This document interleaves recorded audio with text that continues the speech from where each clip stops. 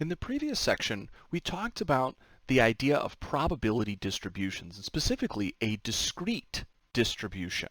Now, in this section, we're going to take a look at another discrete distribution known as the binomial distribution. However, this is one that follows a very specific set of patterns we can specialize on. And as I stated up above, when we have distributions that follow certain patterns, and they occur frequently in reality, they're often given special names, like the binomial distribution. So let's take a look at example 1 to get an idea of what it is that we might be working with here. So suppose that a four-sided die has the shape of a pyramid, with each side being a triangle. We'll call this figure a tetrahedron.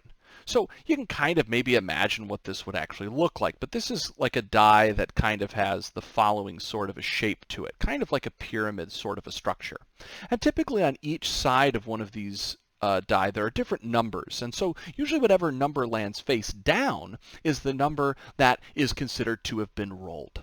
So let's suppose I'm going to roll a die that looks something like this, and I'm actually going to roll it 3 different times, and on each roll I'm going to identify whether a 1 was rolled. That is, did a 1 land face down or did it not? Now I can easily go ahead and start to identify a sample space for what could happen if I rolled the die 1 time and I recorded what got rolled. Notice that the sample space here would be a 1, 2, a 3, or a 4. If I roll this die 1 time, these are the only possible options of things that could happen. But notice that if I introduce a new random variable, I could change what my sample space might look like. Well, let's suppose that suppose that x is the number of times that a 1 lands face down in 3 different rolls. Can I identify a sample space for x? Okay, so let's see. If I was going to roll this die 3 different times and count the number of times that I get a 1, how many times could that be?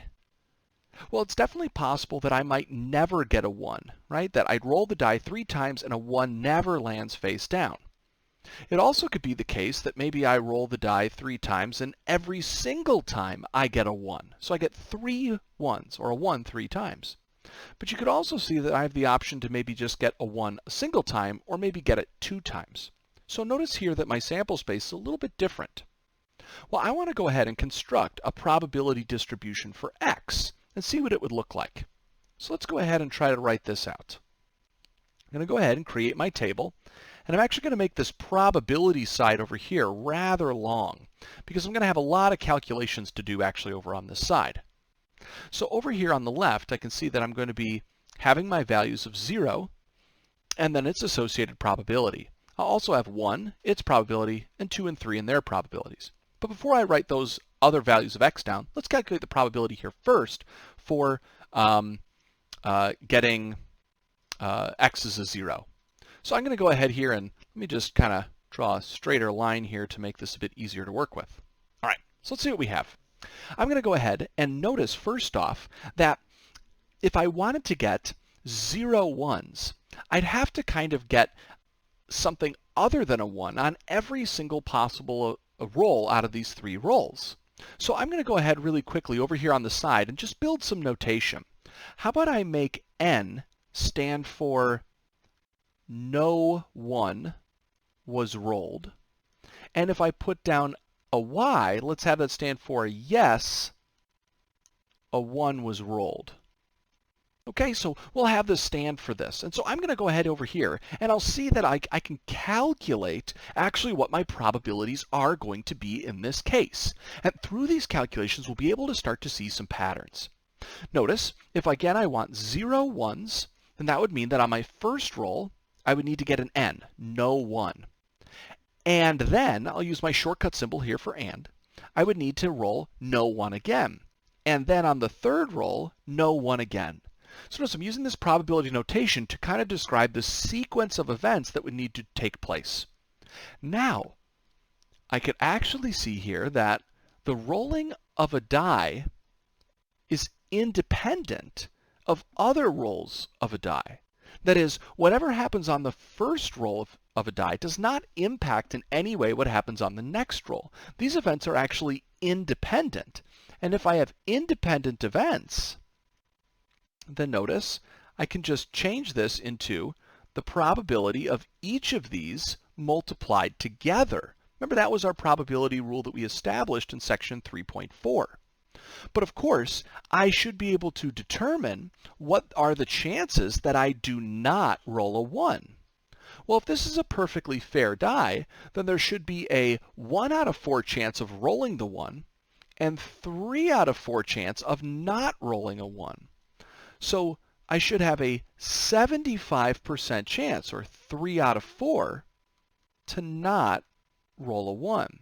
So I'm really going to have 0.75 times 0.75 times 0.75. Now, I'm going to go ahead and write out the full decimal that I would get by actually calculating this 0.75 to the third power that I have there. And if I was to do that, I would get exactly this decimal.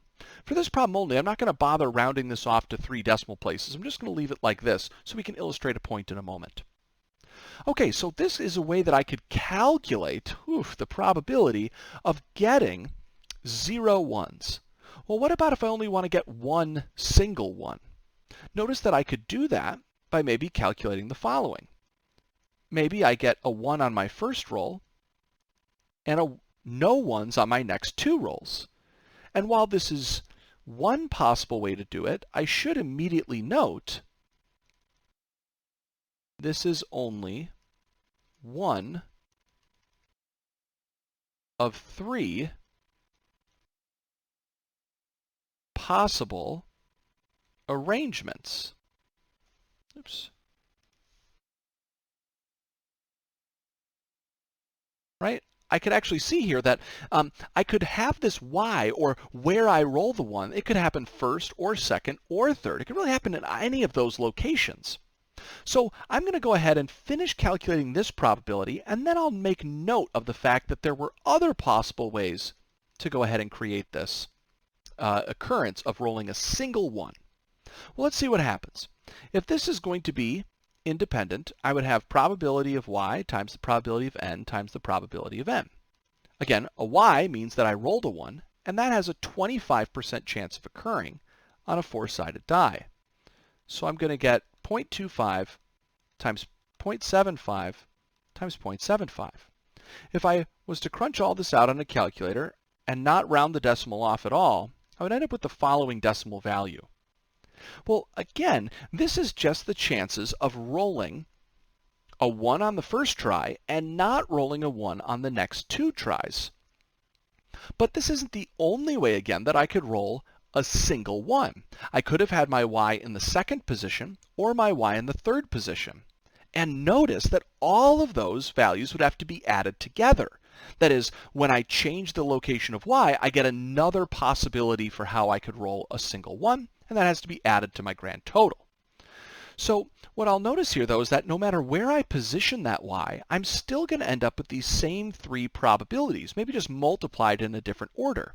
But if I multiply numbers in a different order, that doesn't change the value of them.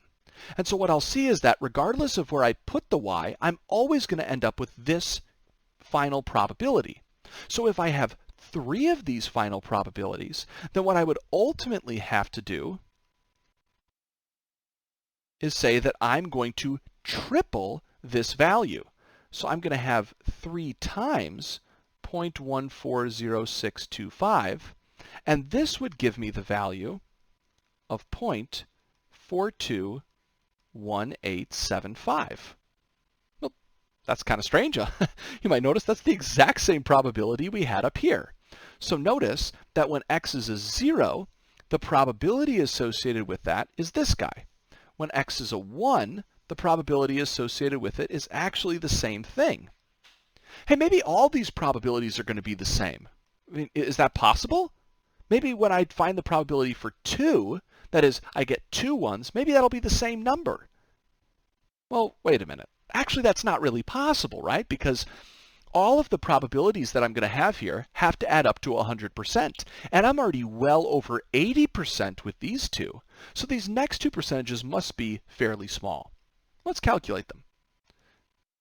If I wanted to get 2 ones, I might be able to get those 2 ones right at the start and then fail on the last attempt. Or I could think about the fact that I might be able to fail in any one of these different spots. That n could be positioned in the middle or at the front.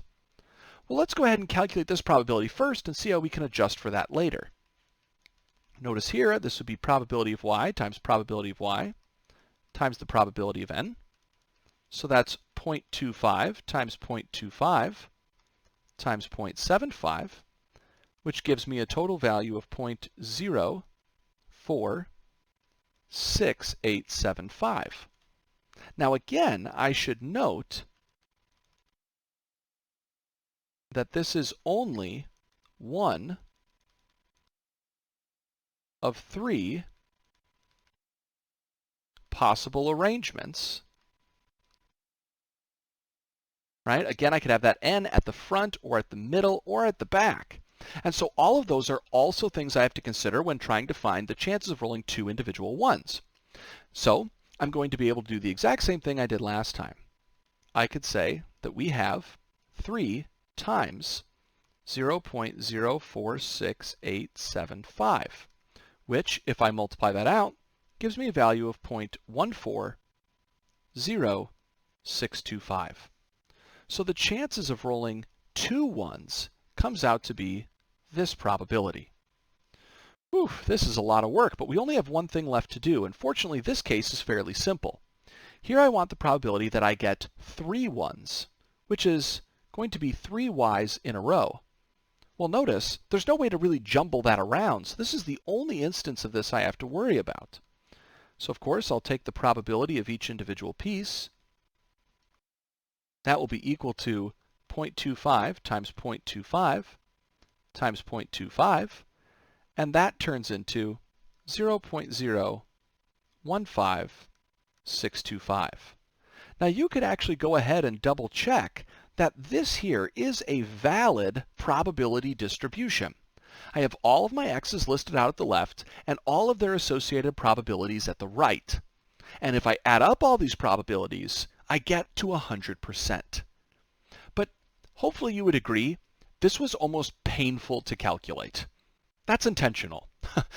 This is really annoying to have to calculate this, and I can assure you that from this point on, we will not have to ever calculate a probability like one of these by using this sort of an approach.